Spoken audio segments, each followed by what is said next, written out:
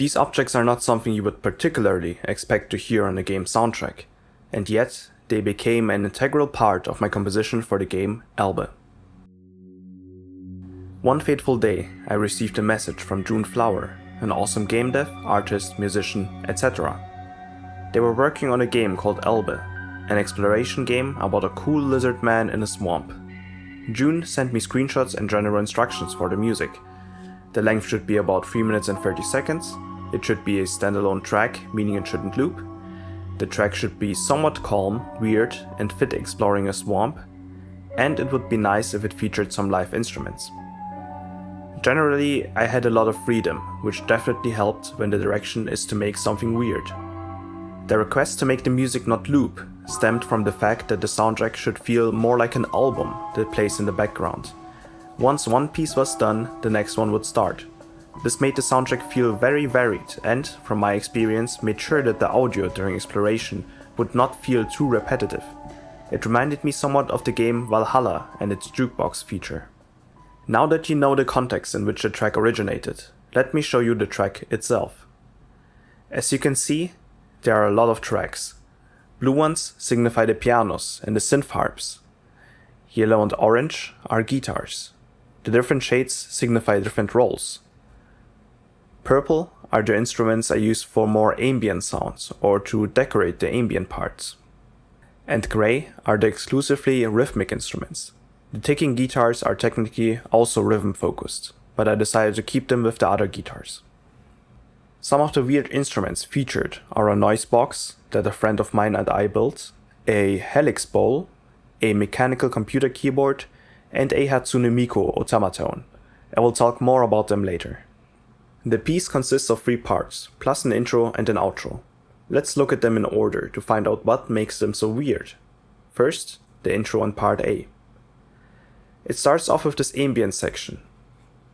F sharp is established as the root note that spans the rest of the piece.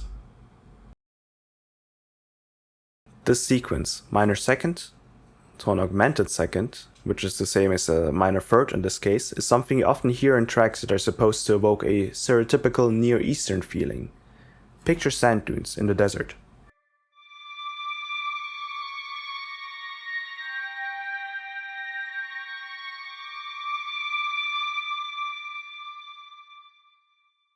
This was not done consciously, but in hindsight it could evoke the feeling of a foreign sound in those who are not used to this kind of music.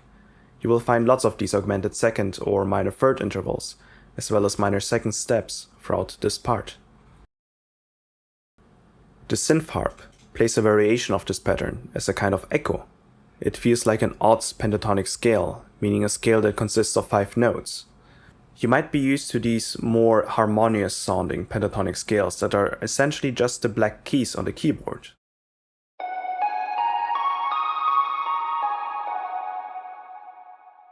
But here you have this odd D sharp and F sharp, which add a rather mysterious sound.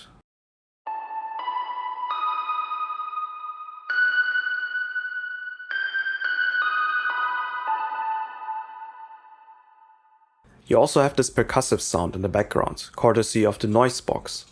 This is an instrument that a friend of mine and I built a long time ago. We also made a video showcasing our production process that you can find on my channel. It has a lot of metallic rods and guitar strings and strips that you can play with your finger or with utensils like these sticks. It's pretty nice for making percussive sounds and filling out ambient sections with some random noises to make them more interesting. I recommend looking up noise boxes on YouTube, including the Nightmare Machine, if you are interested in hearing similarly weird instruments. Such custom instruments have of course a lot of potential to sound weird. We will hear a bit more of the noise box later on, but this is how it sounds during this section.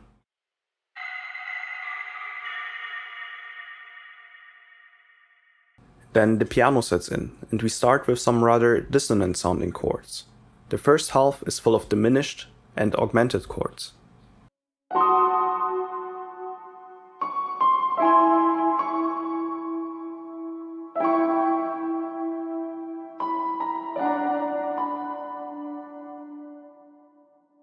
These chords are then resolved into more conventional chords. They don't seem to make much sense at first, but they are explainable. It's a bit hard to do this in non-music nerd terms, so bear with me for a second. You could say that this first one is a G-sharp dominant 7th 9 chord with the root missing, which is not untypical. It smoothly progresses into C-sharp minor. A dominant strives towards the tonic, which is why this doesn't sound totally illogical. Then we have an A dominant 7th chord without a root that would usually progress to D major or G minor, which are the tonic chords to the A dominant. But instead, we proceed into B minor. This progression into the tonic parallel instead of the tonic is called a deceptive cadence. It doesn't sound quite as final as a transition back to the tonic, but it still makes sense and is a pretty common musical tool. The way this not untypical progression is realized is what makes it sound odd, especially the augmented chords. Later on, the chords become more harmonic, though this bass progression in half steps adds back some of that weirdness. Then we get a repeat of this section with some new elements. A synth harp doubles the melody and fills in some pauses.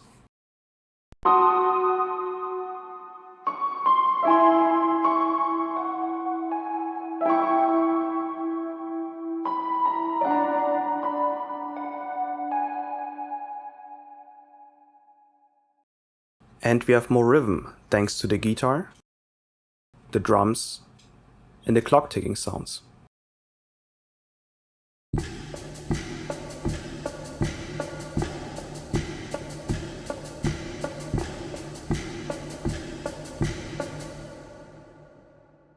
The drums have this march-like rhythm, though it is played on the hi-hat instead of a snare.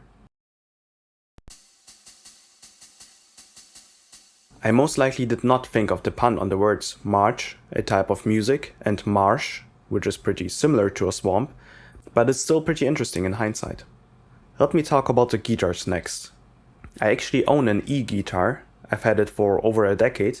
I played it when I was younger, but barely ever use it anymore, but it's still really handy to have. My fingers really hurt after using it though, since I don't play it often enough to build up thick skin on my fingertips. I muted the strings to double this ticking-like effect, while adding a different timbre than the other clock ticking sounds.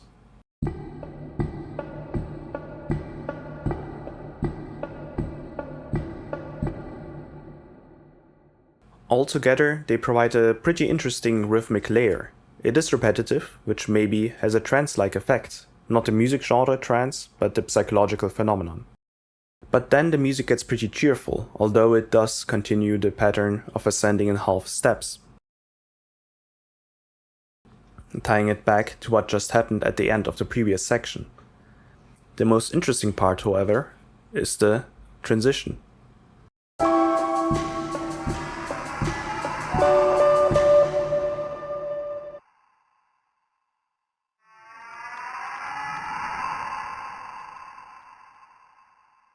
This is in fact an automaton, even if it sounds kind of off.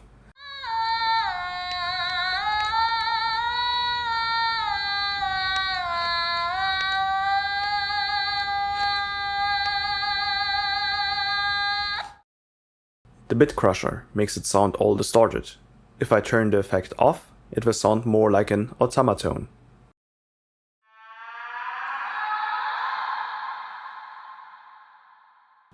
I got this Hatsune Miku automaton on my trip to Japan. I thought about using it to play an actual melody and not just a transition, but I never learned how to properly play it. It's also somewhat broken, sometimes it works and sometimes it doesn't.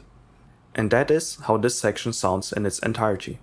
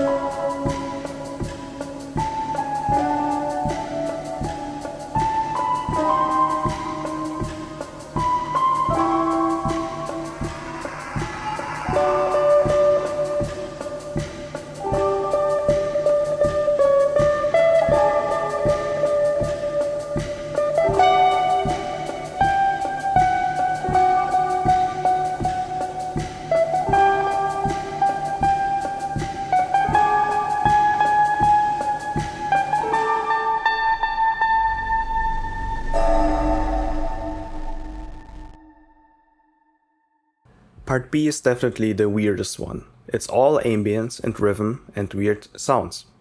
There's the bass that plays this F-sharp tone, that's the foundation of this whole track. And then there's a few ambient flourishes. They are necessary to make sure that the track doesn't sound too boring. It's something I pretty much always do when I make an ambient track or when there's a more ambient section within the track to add variety.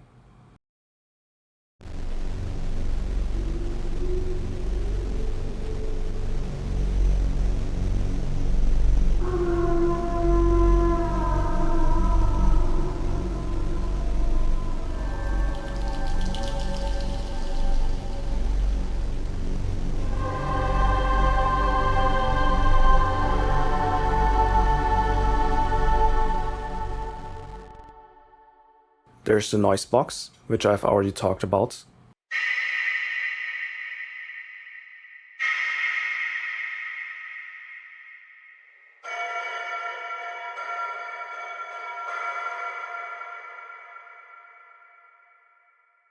I made these noises by hitting the rods and metal strips. The keyboard is not a musical keyboard, but a mechanical keyboard that you type at. I've recorded my mechanical keyboard for sound effects purposes before, but this was my first time recording it for my music.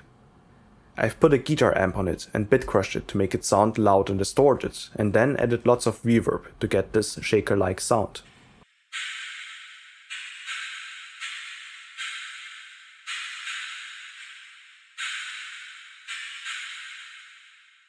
The bulk of the section is taken up by the helix bowl. I actually bought it specifically for this track. I researched this instrument after I bought it because I wanted to know more about it, but it's a bit of a weird story. So the seller told me it was an instrument from Indonesia called titiditch. After I couldn't find out much about it, I asked a bud of mine who's from Indonesia. He didn't know about it either. After a lot of internet searches describing how the instrument looks, I stumbled upon the Meinl helix bowl, which looks pretty much the same. Now, I'm not saying that this titiditch was made fraudulently without getting any permission from Meinl, which is by the way a German company and not an Indonesian one, but there is an aura to the thought of owning a possibly illegal instrument. Anyhow, back to the piece. I've created multiple layers. The first one was made by hitting the bass while muting it. The second one was created by hitting the bass without muting it, which leads to this bell-like sound. The third one was created by hitting the spring, while changing its position on my belly. That's how I was shown how it's usually played.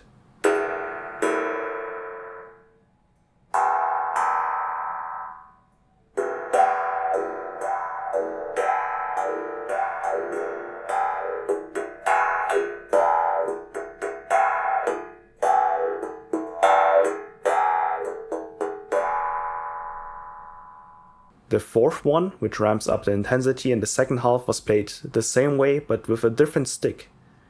The seller was very kind and gave me several different ones for free. 2 have a rubber tip and 1 a felt tip. I also used this metal stick during some parts. The 5th and 6th layers were, I believe, both created by hitting the spring once.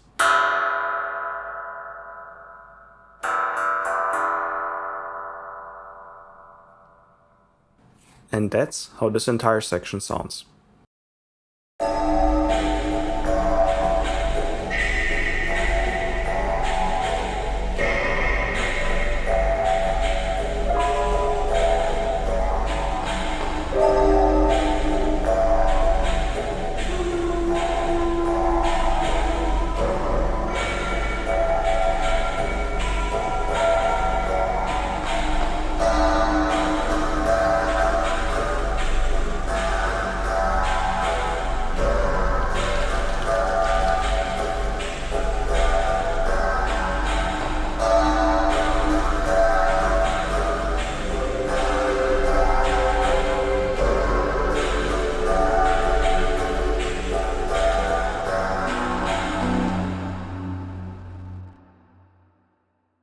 Part C is quite harmonic and calm, as opposed to the previous ones. It's a nice counterbalance, I think. I guess if you wanted to interpret it, you could see it as an adventure through all kinds of dangerous areas before arriving back home in more familiar territory. It's a bit weird to interpret my own music, and again, I didn't intend to transmit a specific message, but I also believe that art can transport meaning even if the artist didn't consciously want it to. I wanted to have the guitars have a bigger role here. I'm actually pretty happy with the first guitar specifically. The slide sounds add a lot of its realism and just make it sound more emotional overall.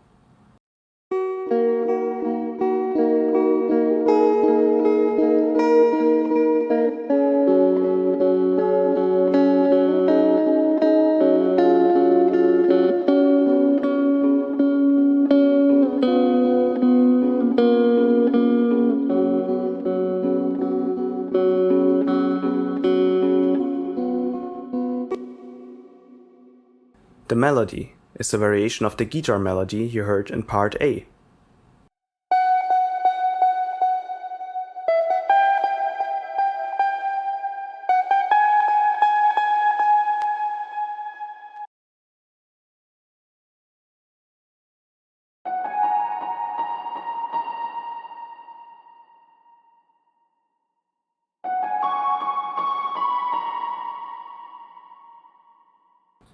The repetition ramps up with an additional ambient layer, as well as another synth harp.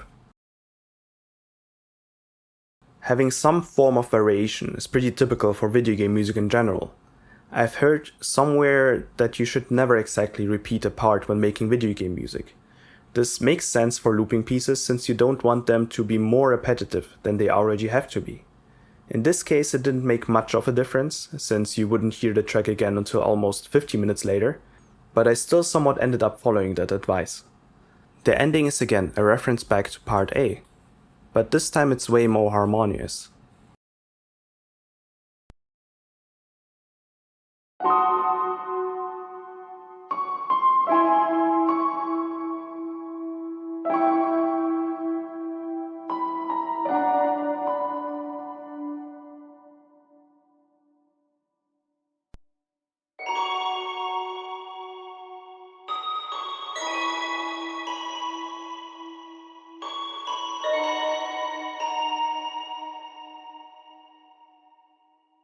Though the very end is again more odd, it uses an augmented chord, which reminds of the augmented chords at the very beginning. Again, if you wanted to interpret it, you could see it as a tieback to the memories of the dangerous journey, which is not forgotten and still very much kept in mind. And this whole section sounds like this.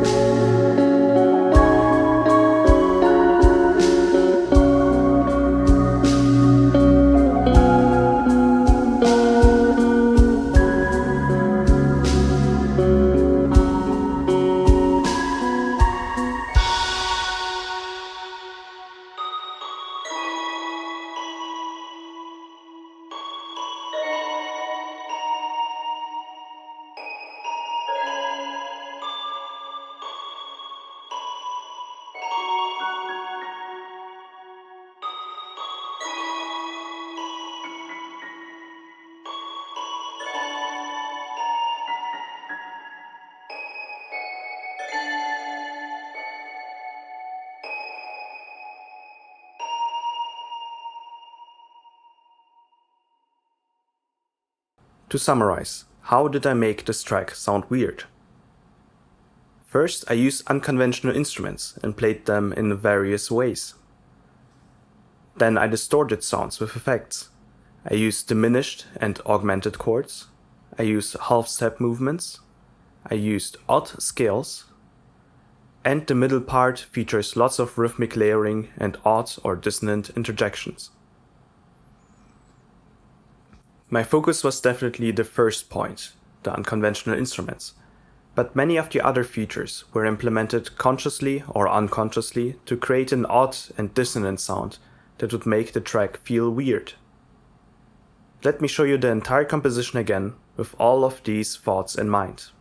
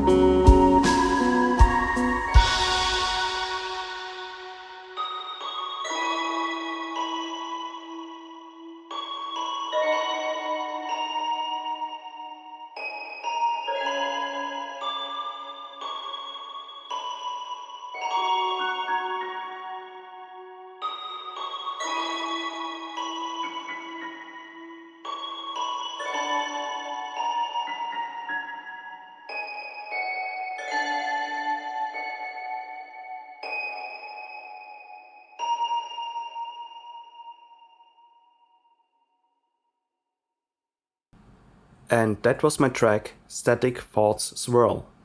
I can definitely recommend checking out the game Elbe by June Flower.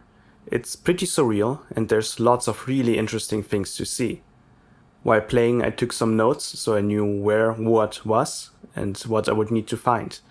And what other game would make you note down Altar, Needs Baby, or the direction to the Dresden Cathedral.